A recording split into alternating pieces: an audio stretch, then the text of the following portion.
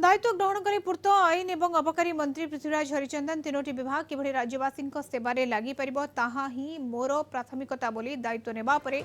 पृथ्वीराज कहते श्रीमंदिर रत्नभंडार खोलिबा ने आईन मंत्री कहते खूब शीघ्र तारीख और गाइडलाइन विभाग पक्षर घोषणा हेब से नहीं विभाग काम करुछि निर्दिष्ट समय रत्नभंडार खोल महाप्रभु अलंकार एवं अन्य संपत्तिर गणति करा जिवो बोली पृथ्वीराज कहते विकास कथा कहीकि आम सरकार को आसीचु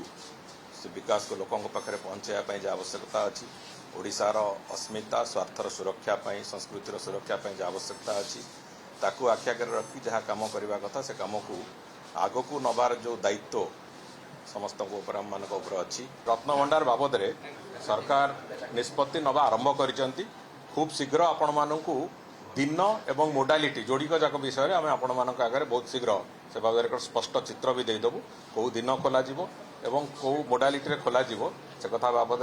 आम स्पष्ट चित्र देवु किंतु एक स्पष्ट जे रत्नभंडार खोल एवं प्रभुंकर जो जहाँ अच्छी सेठी